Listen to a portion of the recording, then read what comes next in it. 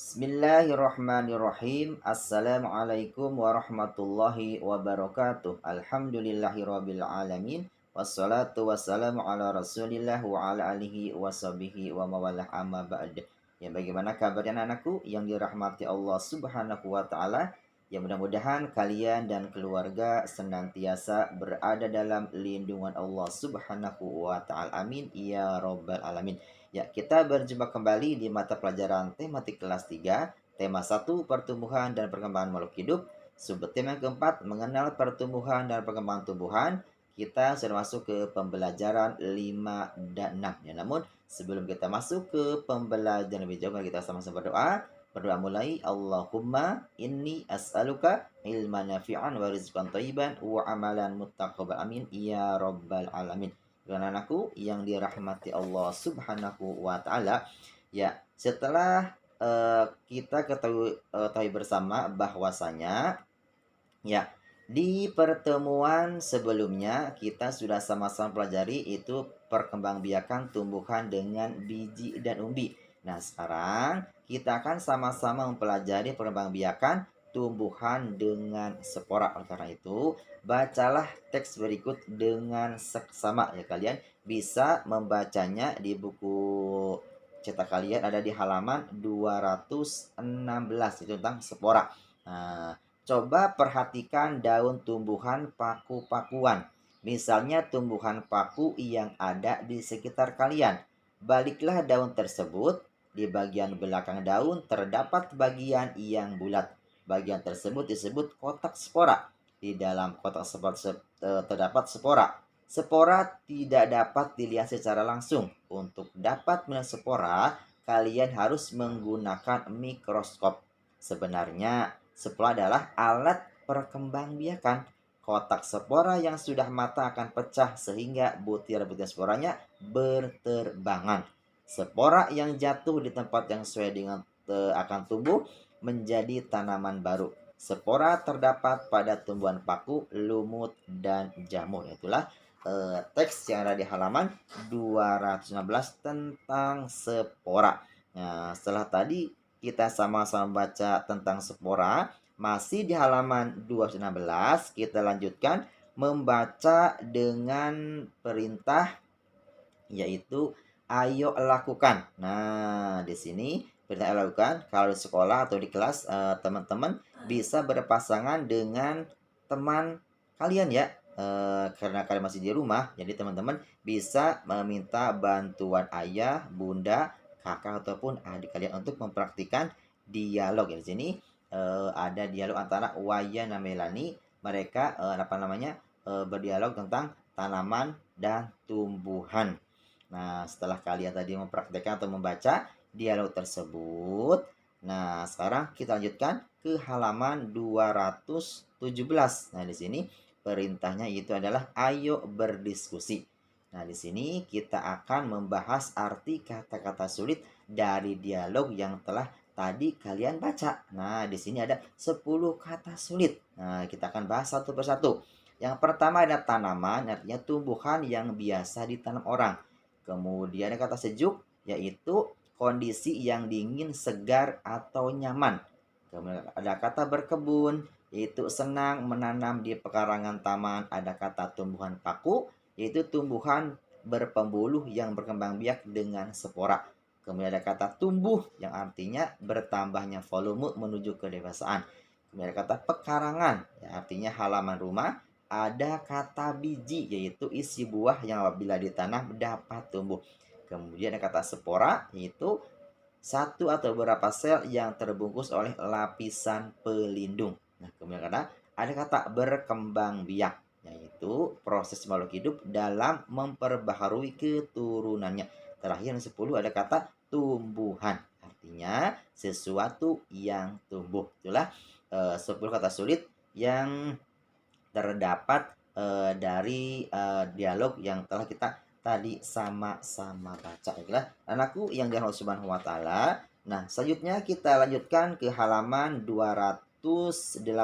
Nah, di sini perintahnya ayo mengamati. Yuk kita sama-sama baca teks dengan tema bekerja sama merawat tanaman di sekolah ya. Perhatikan, apakah di sekolah kalian ada tanaman?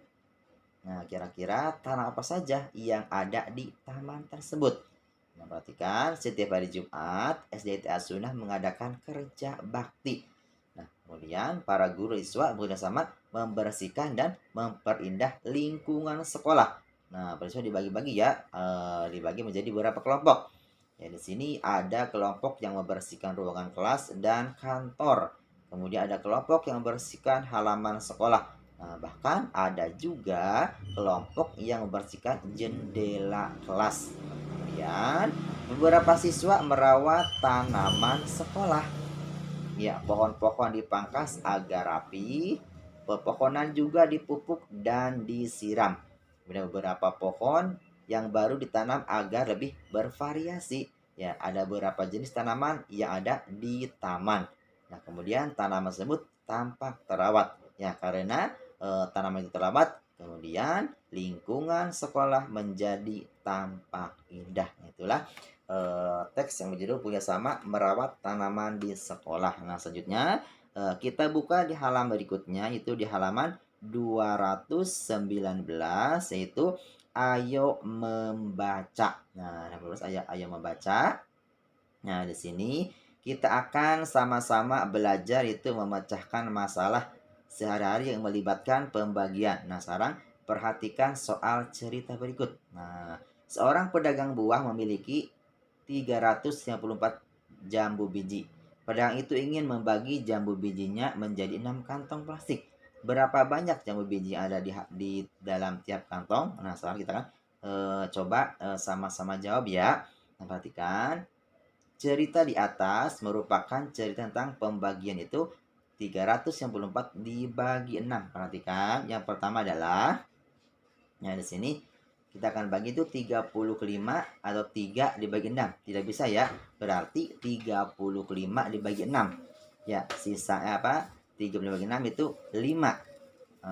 Ya, 35 dibagi 6 berapa? Sama dengan 5. Sisa 5. Tulis 5.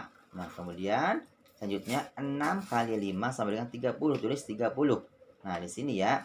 Nah, kemudian selanjutnya ya, nah, di sini angka 4 turun ke bawah.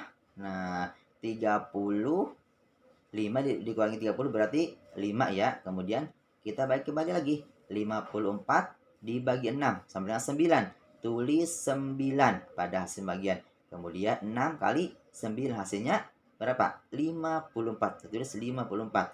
Nah, kemudian 54 kurangi 54 hasilnya 0. Nah, berarti ya 364 dibagi 6 hasilnya 59.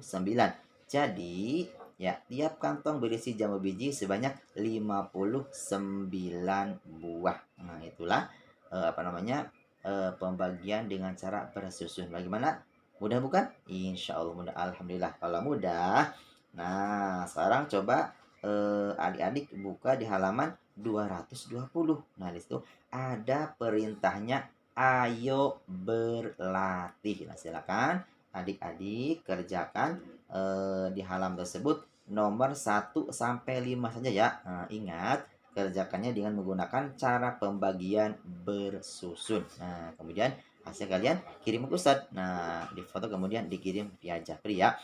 Nah, anak-anakku yang dirahmati Allah Subhanahu wa taala. Nah, setelah beberapa pertemuan kemarin kita membahas perkembangbiakan tumbuhan secara alami, yaitu ada biji, umbi, dan spora. Nah, pada pertemuan kali ini kita akan membahas perkembangbiakan buatan itu dengan cara mencangkok. Ya, adik bisa membuka di halaman 223. Nah, ada halaman apa? Di halaman 223. Di sini kita akan sama-sama membahas yaitu mencangkok. Nah, perhatikan kita akan sama-sama baca di halaman 223, yaitu perkembangbiakan buatan dengan cara mencangkok. Silakan adik-adik ya dibaca ya dari awal sampai akhir, kata per kata, kemudian kalimat per kalimat, dan paragraf per paragraf. Nah, Setelah tadi kita sama-sama membahas tentang perkembangbiakan buatan itu dalam mencangkok dan pengertiannya, kemudian kekurangan kelebihannya. Nah, sekarang kita akan membahas yaitu tahapan-tahapan mencangkok. Di sini ya, di sini kita akan bahas tahapan-tahapan mencangkok. Nah, ya perhatikan di sini tahapan-tahapannya itu yang pertama, pilihlah cabang atau dahan pohon dengan ukuran sedang. Kemudian tahapan yang kedua, kupaslah dahan hingga bersih ya, dari kulit dan lendir kira-kira sepanjang 5 sampai 9 cm. Kemudian tahapan yang ketiga yaitu tutuplah bagian yang sudah dikupas dengan tanah yang subur yang sudah dicampur dengan pupuk kandang. Kemudian tahapan yang keempat, bungkuslah tanah tersebut dengan sabut kelapa atau plastik, kemudian ikatlah dengan tali. Nah, kemudian di tahapan yang kelima yaitu siramlah cangkokan setiap pagi dan sore. Kemudian di tahapan yang keenam, setelah tumbuh akar cukup banyak, potonglah cabang dari induknya dan tanamlah di tempat yang teduh. Kemudian tahap terakhir yang ketujuh, yaitu biasanya akar akan tumbuh sekitar 1 sampai 2 bulan. Nah, itulah ya setelah kalian tadi kita sama-sama membahas yaitu perkembangbiakan tumbuhan dengan buatan itu mencangkok dan tahapan-tahapannya. Nah, nah di halaman berikutnya yaitu ya di halaman 224. Nah, sekarang waktunya kita berlatih. Ya, perhatikan di sini. Ayo berlatih. Nah, berarti jadi bisa membuka di halaman 224. Nah, sini perintahnya, berdasarkan teks di atas, jawablah pertanyaan-pertanyaan berikut. Nah, di sini ada 5 pertanyaan. Nah, kita akan sama-sama menjawabnya. Ya, nomor 1 pertanyaannya, sebutkan contoh perkembangbiakan buatan. Nah, banyak ya. Yang tadi ada mencangkok, stek, dan menempel. Kemudian pertanyaan kedua, sebutkan salah satu kelebihan mencangkok tanaman. Apa kelebihannya kira-kira? Ya, tanaman tumbuh lebih cepat daripada biasanya dan sifat tanamannya sama dengan induknya. Kemudian pertanyaan ketiga, tanaman manakah yang lebih kuat jika ditanam dengan biji atau cangkok? Iya, tentunya tanaman yang berasal dari biji. Biasanya kalau dari cangkok itu kelemahannya, kekurangannya itulah cepat roboh. Ya, karena akarnya kurang. Kemudian yang keempat, apa langkah selanjutnya setelah dahan yang akan dicangkok dikupas bersih? Yaitu tutuplah bagian yang sudah dikupas dengan tanah yang subur yang sudah dicampur dengan pupuk kandang. Kemudian pertanyaan terakhir yang kelima, yaitu berapa lama waktu yang dibutuhkan dari awal mencangkok hingga tanaman cangkokan dipisahkan dari induknya? Yaitu sekitar 1 sampai 2 bulan. Nah, itulah pertanyaan yang ada di halaman 224. Nah, selanjutnya kita buka di halaman 225 yaitu tentang bertanya ayo membaca. Ya, perhatikan di sini kita kan sama-sama membaca ya. Gitu kan? Rasti adalah murid yang pintar pelajaran matematika dan bahasa Indonesia. Kemudian akan tetapi ia kurang pandai pelajaran tahsin dan tahfidz. Ya, perhatikan. Sebaliknya, anak pandai dalam pelajaran tahsin dan tahfidz. Nah, anak kurang pandai pelajaran matematika. Nah, Rasti dan anak memiliki kemampuan yang berbeda. Ya, perhatikan, mereka menghargai kelebihan dan kekurangan masing-masing. Ya, Rasti dengan senang hati membantu anak jika mengalami kesulitan pelajaran matematika. Ya, sebaliknya, Rasti sering meminta bantuan anak ketika mengalami kesulitan di pelajaran tahsin dan tahfidz. Ya, perhatikan, bagaimana dengan kalian? Nah, sini lihat ya. Bagaimana dengan kalian? Nah, di sini apakah tiap teman kalian memiliki kemampuan yang sama? Ya, tentu tidak ya. Bahwasanya teman kalian tentu memiliki kemampuan yang tidak sama atau yang berbeda-beda. Dia ada yang pandai dalam pelajaran ini dan juga belum tentu bisa dalam pelajaran yang lainnya. Nah, tapi kita harus saling menghormati mereka, tidak boleh mengejek. Nah, karena setiap manusia mempunyai kemampuan yang berbeda-beda.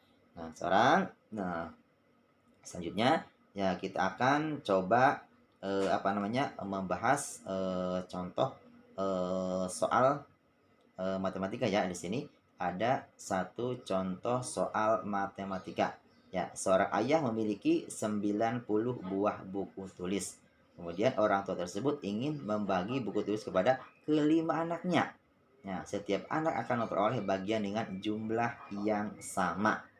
Nah, kira-kira berapa banyak buku tulis yang akan diterima tiap anak? Nah, sekarang kita akan coba-coba sama-sama menjawab yang seperti biasa, yaitu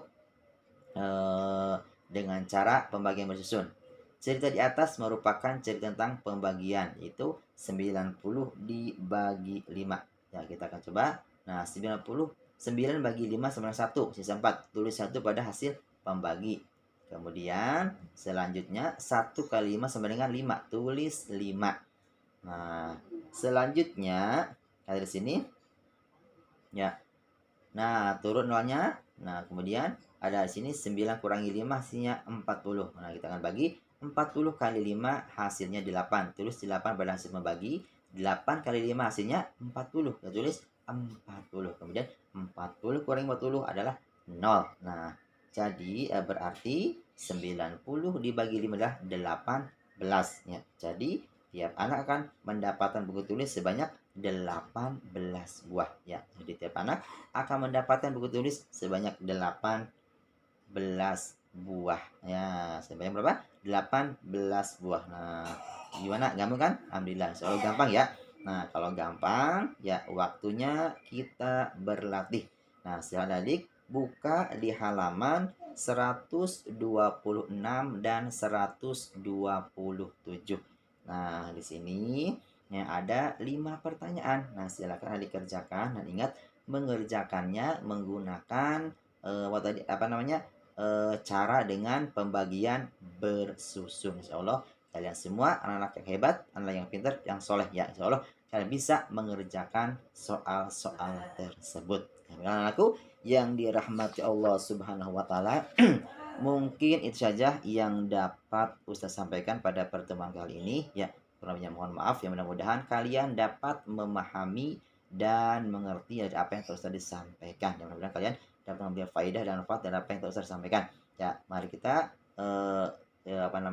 di pertemuan kali ini ya, semoga bermanfaat. Sampai jumpa lagi di video pembelajaran selanjutnya. Mari kita sama-sama pembelajaran ini tutup dengan sama-sama baca doa kafaratul majelis. Subhanakallahumma bihamdika asyhadu an la ilaha illa anta astaghfiruka wa atubu ilaik. Barakallahu fikum. Wassalamualaikum warahmatullahi wabarakatuh.